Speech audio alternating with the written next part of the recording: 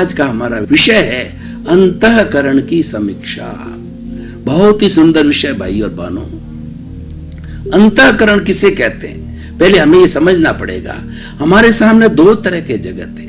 एक बाह्य जगत है जिसमें 5 इंद्रियां हमारी जो है वो स्पर्शन, रसन, घ्राण, चक्षु, श्रोत्राणी, इंद्रियाणी, ये 5 इंद्रियां हैं जिनके 23 विषय गिने जाते हैं। देखना, चखना, सूंघना और जो है अपना स्पर्श करना और सुनना। इसके माध्यम से 23 विषय जो है बाहर से, वातावरण से और कॉस्मॉस से जो खींच करके हमारे भीतर लाती है, और भीतर उसके प्रति राग द्वेष पैदा होता या ना होता है, ये जो है भीतर के जगत की बात होती है। ये हमारा बाह्य जगत है। और एक दूसरा जगत है भीतर का जगत है, जिसको कि हम अंतःकरण कहते हैं। हम बाह्य जगत से भीतर की जगत में जाएं तो सबसे पहले हमारा मन होता है।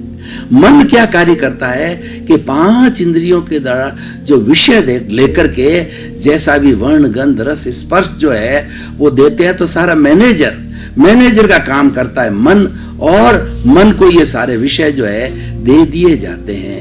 अब मन उसके बारे में क्या प्रतिक्रिया करती है, ये मन पर निर्भर होता है। और मन दूसरा कार्य क्या करता है कि संयोजना करता है। ये वर्तमान काल की जो 5 इंद्रियों ने जो विषय दिए हैं उसकी समीक्षा करता है, उसको बुद्धि तक भेजता है। ये तो वर्तमान काल हो गया। और उसके साथ साथ के अंदर भूतकाल की स्मृति करता है कि मैं 10 वर्ष का इतना था, 20 वर्ष का था जब मैंने ये किया, सारा भूतकाल की स्मृति करता है। और उसके साथ साथ में भविष्य की कल्पना करता है कि मुझे भविष्य में क्या कार्य करना है, भविष्य के अंदर क्या टारगेट अचीव करना है, भविष्य में मुझे कहाँ जाना है, भविष्य में मेरी कैसा स्थिति होनी चाहिए, मेरे जीवन का क्या लक्ष्य है। ये सब भविष्य के बारे में चिंतन, ये मन का काम है। हम इंद्रियों से मन पे आए और भीतरी जाएं तो बुद्धि के जगत के अंदर जाते हैं। बुद्धि जो है वो एक न्यायाधीश का काम करती है कि इंद्रियों से जो मन को विषय मन है वो बुद्धि को देता है। अब बुद्धि जो है उसके ऊपर निर्णय करती है, उसके ऊपर समीक्षा करती है, और वो निर्णय अगर अच्छा लेती है तो सद्बुद्धि कहलाती है, और अगर निर्णय अच्छा नहीं लेती है तो वह कुबुद्धि कहलाती है। तो इसीलिए ये बुद्धि का कार्य हो गया। बुद्धि से आगे जाएं तो हमें चित्त होता है।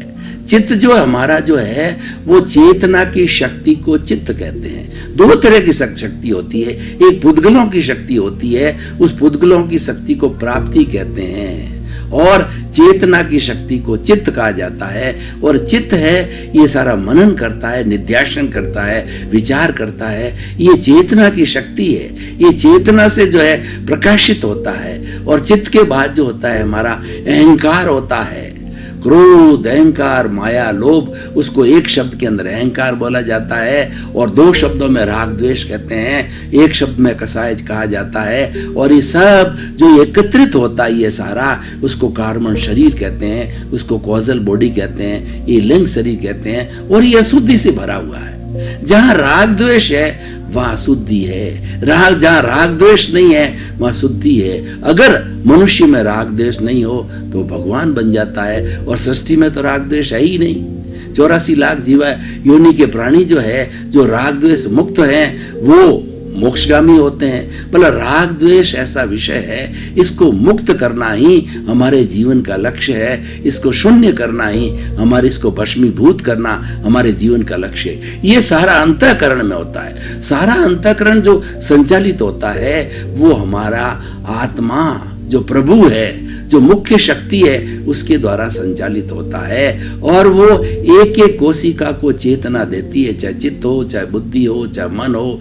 चाहे इंद्रियां हो, चाहे एक एक कोशिका हो। शरीर की एक एक कोशिका को चार्ज करने वाली, सबको शक्ति देने वाली है वो आत्मा है। क्योंकि असंख्य चेतनामय परमाणुओं के पिंड को आत्मा कहा जाता है। इसलिए आत्मा की साक्षी से शरीर चलता है, चित्त चलता है, बुद्धि चलती है, मन चलता है और इंद्रियां चलती है। और अगर आत्मा ना हो तो कुछ भी नहीं चलता है। राम नाम सत्य होता है और व्यक्ति जो डेड बॉडी डिक्लेयर कर दिया जाता है। तो सारा कुछ जो शक्ति है वो आत्मा की शक्ति, इसलिए आत्मा प्रमुख है।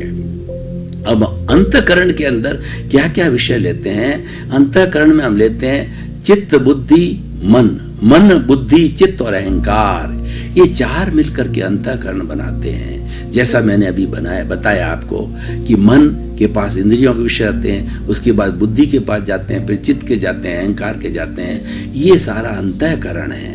अब अंतःकरण शुद्ध कब होता है कि जबकि अहंकार न हो। अगर ज्ञान ले लिया जाता है तो ज्ञान लेने के बाद उस चार्ज अहंकार को, जो अहंकार लाइव है, जो अहंकार जीवित है, उसको भस्मीभूत किया जाता है।